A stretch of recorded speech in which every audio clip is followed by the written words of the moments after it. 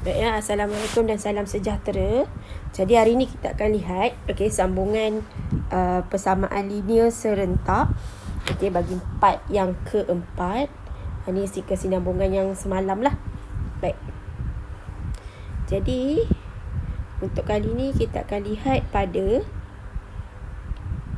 persamaan linear. Yang ini yang kita tengok semalam lah, yang ada kaedah graf, kaedah penghapusan dan juga kaedah penggantian. So hari ni kita tengok last kali kaedah penggantian. Apa yang perlu kita buat menggunakan kaedah penggantian, right? So tajuk untuk kaedah ni dia agak complicated sedikit, ya, dia agak tricky. So kena berhati-hatilah bila kita nak menggunakan kaedah penggantian.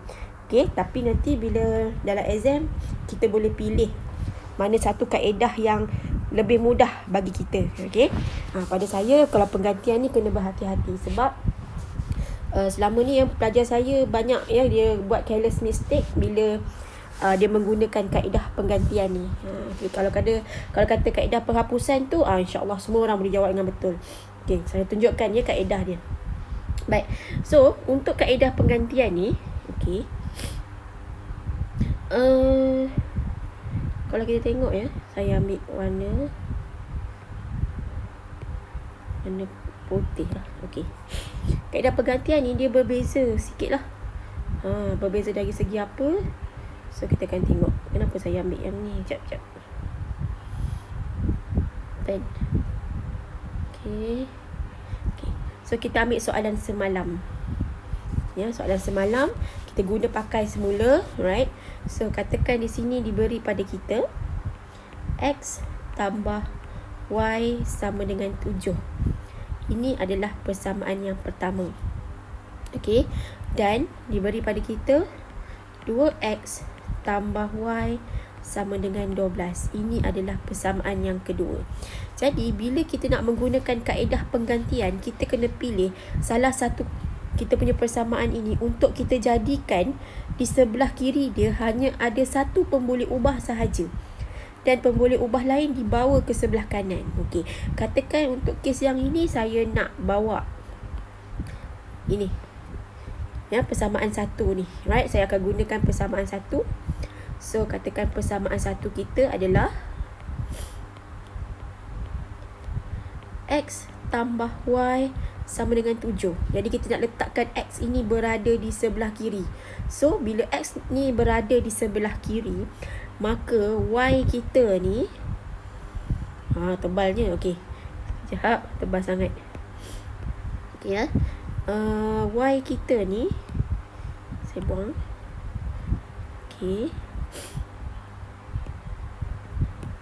Kena bawa dia ke sebelah kanan. Jadi bila kita nak bawa, kita kena bawa sekali dengan tanda dia lah. Jadi tanda kat depan tu adalah positif. So kita bawa ke belakang, dia akan jadi tolak negatif lah.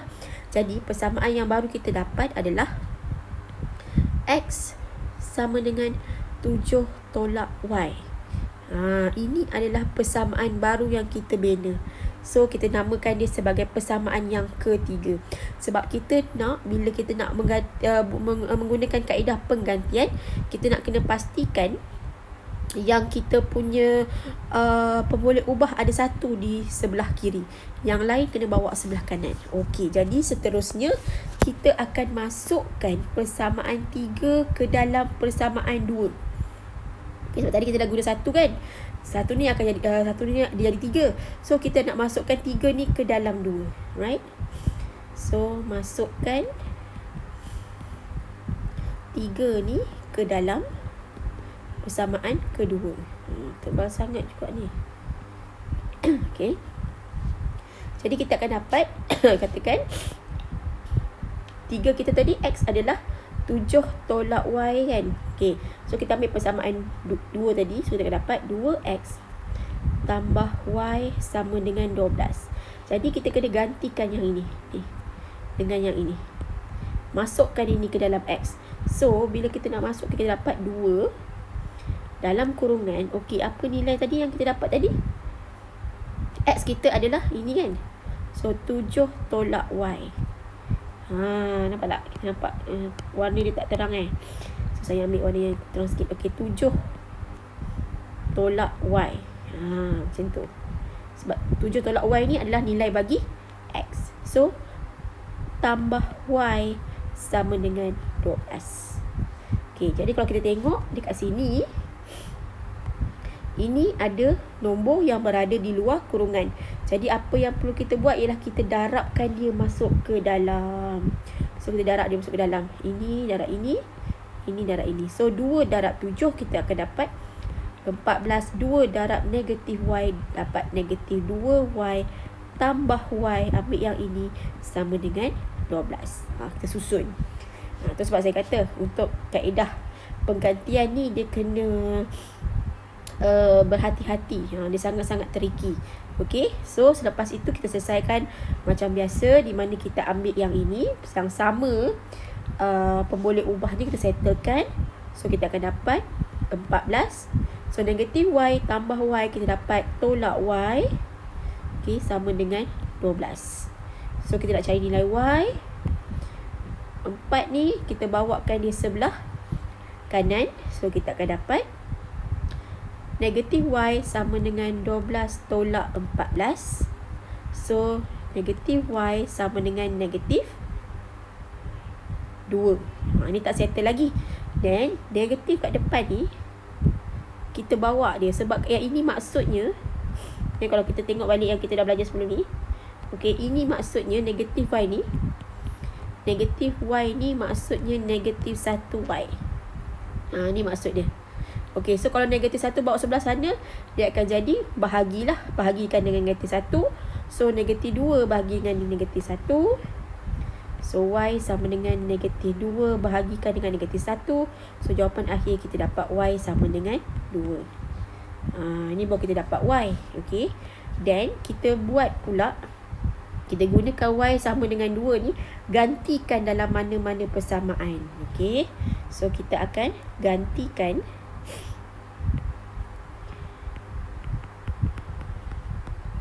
Y sama dengan 2, katakan ke dalam persamaan 1. Kita tadi yang asal tadi. So persamaan 1 kita ialah X tambah Y sama dengan 7. So kita gantikan Y. X tambah 2 sama dengan 7. So 2 ni bawa sebelah sini. So X sama dengan 7 tolak 2. X sama dengan 5. Ni jawapan dia. Okay, so daripada tadi kat sini mula-mula, right, dan ini adalah jawapan akhir. So kita dapat akhirnya jawapan kita X sama dengan 5, Y sama dengan 2. Sama tak jawapan kita dengan yang semalam? So sama, ya. Okay, baik. Sekejap. So kita tengok yang ini pula. Ini adalah soalan yang ketiga. Okay, soalan yang ketiga pula, slide yang seterusnya tak apalah, biarlah slide tu. Okay, kita tengok pula soalan yang kedua, ya, contoh lain yang kita buat semalam. Okay, so soalan dia adalah 9 E tambah 3F sama dengan 6. Yang ini untuk soalan yang ni agak complicated sikit. So tengok betul-betul lah. So ini persamaan yang pertama. Persamaan yang kedua kita semalam adalah 2E tolak 3F sama dengan 5. Persamaan 2. Katakan kita nak gunakan persamaan 1. Okey, so kita ambil persamaan 1 kita tu, kita nak jadikan dia E berada di sebelah kiri, yang lain kita bawakan dia ke sebelah kanan. Okey, so tengok ya. 9 E tambah 3F sama dengan 6 yang asalnya. So ini kita bawa dia ke sebelah kanan. So 9E sama dengan 6 tambah 3F. 9 ini adalah operasi darab, bawa ke sebelah dia akan jadi bahagi. So E sama dengan 6 tambah 3F per 9. Dan ini kita boleh kecilkan dia. So kita simplify, kita pemudahkan dia. So kita akan dapat E. Okey, ini kita dapat sifar 3. Ini dapat 2. Ini pun sifar 3. Ini dapat 1. So kita akan dapat 2 tambah F per 3. Ini adalah persamaan kita lah. Okay, saya ada buat kesilapan dekat sini. Right. Okay, silap-silap. Ya, tak apa. Kita ulang balik. Langkah kerjanya masih sama. Saya cuma tersilap letak tanda. Okay. Semula, so kita akan tengok 3F bawa sebelah sini, dia akan jadi tolak. So dia positif. Saya dah bulatkan, saya pun boleh silap. So you all pun tak mustahil. Okay. So kita bawa positif 3F ni ke sebelah kanan. So dia dapat 6 tolak 3F. Okay. So kita silap kat situ. Jadi 9 bawa sini, dia akan jadi E sama dengan 6 tolak 3F per 9. So kita settlekan dia. E sama dengan, okay, sifar 3 yang kita guna, 2 tolak F per 3. Ini adalah persamaan yang ketiga. Nampak tak? Dia agak tricky sikit. That's why kita perlukan kemahiran yang sebelum ni, yang pindah-pindahkan tu kita kena ada. Okay, seterusnya kita nak gantikan, ya. Kita gantikan persamaan 3 kita ke dalam 2. Right? So kalau kita tengok sini, okay, saya buat ruangan dah. Okay, kita tak payah. Yalah. Okay, ya. So kita punya persamaan, so ni agak complicated ni, dia akan lagi besar. So saya ambil ini, saya masuk ke page yang lain lah. Alright, supaya kita nampak. Okay, saya ambil. So kita akan dapat E tadi. Sebab nak bagi ruangan besar, E kita tadi adalah 2 tolak F per 3. Dan kita nak masukkan dalam persamaan 2. So persamaan 2 kita adalah 2E tolak 3F sama dengan 5. Jadi kita kena masukkan E ni, yang ini ni, masukkan ke sini. Okay. So kita akan dapat 2 dalam kurungan 2 tolak F per 3. Nampak? Tolak 3F sama dengan 5. Okay. So 2 ni maksudnya 2 per 1 lah. So kita darabkan dia terus. Darabkan. Okay. So kita akan dapat 4. Okay. Putih ni. So kita akan dapat 4 tolak ini darab ini darab ini. Okay. 2F per 3 tolak 3F sama dengan 5. Nampak tak? Ini macam mana nak selesaikan ni. Jadi kita kena samakan penyebut dia. So ini pun kena kenakan 3. Okay. So asalnya adalah 1. Kan? 3 per 1. So kita dah jadikan 3. So ini darab 3. Ini pun kena darab 3. Jadi kita akan dapat yang baru adalah 4 tolak 2F per 3 tolak 9F per 3 sama dengan apa tadi? 5. Dapat macam tu. Okay, kita dapat 5. Jadi bila bawah dia, penyebut dia sama, so kita boleh sekalikan lah. So kita akan dapat 4 tolak 2F tolak 9F per 3 sama dengan 5. Dan per ni tadi adalah 3 kan, kena bawa sebelah sini, pindahkan dia ke sebelah kanan. So kita akan dapat 4 tolak 11F sama dengan 15. Okay, dan kita pindahkan 4, bawa sebelah sini, dia akan jadi tolak lah. Sebab 4 positif, bawa sebelah jadi, nanti kan dia pindah tu, dia akan berubah tanda. So negatif 11F sama dengan 11. F sama dengan, okay, negatif 11 ni darab bawa sebelah jadi bahagi. So 11 per negatif 11. So F sama dengan negatif 1. Ni jawapan kita semalam. Okay, sama macam semalam. Okay, baik, ini baru dapat F. Okay, nak cari E pula. Okay, saya terpaksa duplicate. Okay, yang baru. Untuk yang seterusnya, saya kena pindahkan dia sekejap. Okay, so dah dapat F. Okay, nilai F kita tadi adalah, F kita adalah negatif 1. Jadi masukkan ke dalam persamaan yang kedua. So, persamaan 2 kita tadi adalah 2i tolak 3f sama dengan 5. So, gantikan. Masukkan nilai f ni. Masukkan ni ke dalam ini. So, kita akan dapat 2i tolak 3 dalam kurungan negatif 1. Okey, sama dengan 5. So, 2i tambah 3 sama dengan 5. 2i sama dengan 5 tolak 3. 2i sama dengan 2. So, i sama dengan 2 bahagi 2. I sama dengan 1. So, jawapan kita samalah seperti jawapan semalam.